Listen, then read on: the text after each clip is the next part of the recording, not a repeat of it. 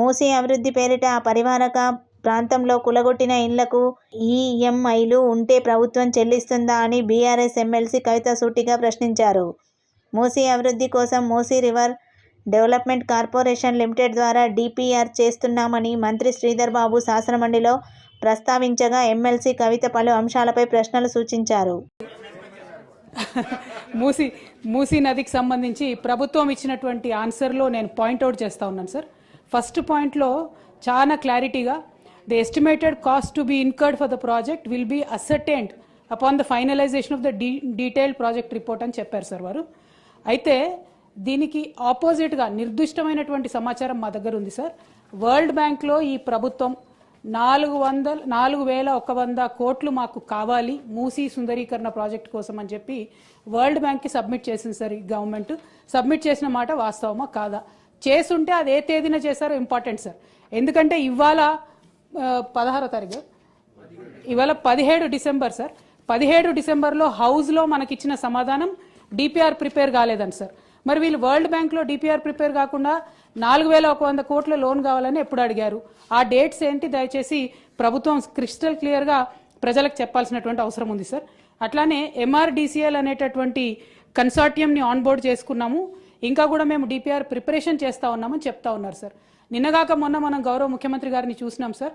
వారు ఢిల్లీకి వెళ్ళి అక్కడ కేంద్ర మంత్రి కిషన్ రెడ్డి గారిని కలిసి 14,000 కోట్ల రూపాయలు మాకు మూసీ అభివృద్ధికి కావాలని చెప్పి అడగడం జరిగింది సార్. మరి అది ఏ ప్రాతిపదికన అడిగినారు? మీకు డిపిఆర్ లేకపోతే మూసీ దగ్గర మీరు 14,000 కోట్లు ఏం ప్రాజెక్టుల కోసం అడిగినరు, ఎందుకోసం అడిగినరు? మరి ఒకవేళ అవి రెండు వాస్తవం అయితే సీఎం గారు 14,000 కోట్లు అడగడం, అట్లానే వరల్డ్ బ్యాంకుకి మీరు అడగడం వాస్తవం అయితే మరి ఇక్కడ మమ్మల్ని తప్పుదోవ పట్టిస్తున్నారా? సభ సాక్షిగా మీరు తప్పుడు సమాచారం ప్రజలకు సభ్యులకు ఇస్తున్నారా? ఇట్లా ఇచ్చినట్టయితే అధ్యక్ష మేము మా పార్టీలో కూడా డిస్కషన్ చేసుకుంటాం అధ్యక్ష. ప్రివిలేజ్ మోషన్ కూడా అవసరమైతే ఆలోచన చేసి మూవ్ చేస్తాం అధ్యక్ష. ఎందుకంటే సభను తప్పుదారి పట్టించడం నిజంగా దారుణం అధ్యక్ష. ఇంకా వీరు ఇచ్చినటువంటి ఆన్సర్స్లో మీరు చూస్తే గమనిస్తే అధ్యక్ష, ఓన్లీ 309 కుటుంబాలు వాళ్ళు రివర్ బెడ్ ఏరియాలో ఉన్నారు కాబట్టి వాళ్ళంతటా వాళ్ళు ఖాళీ చేసి వెళ్ళిపోయారని చెప్పారు అధ్యక్ష. అది డెఫినెట్గా వీడియోలు హృదయ విదారకమైనటువంటి వీడియోలు చూసిన వాళ్ళు అవాస్తవం అని అంటారు అధ్యక్ష. But because in the house you are committing sir that you have given for 309 families have given consent. నేను సభ ద్వారా అడుగుతా ఉన్నా అధ్యక్ష, గౌరవ స్పీకర్ గారికి మరి ఆ 309 కుటుంబాలు ఏదైనా కన్సెంట్ లెటర్ సైన్ చేసి ఉంటే అది ఇవ్వమని నేను కోరుతా ఉన్నా అధ్యక్ష.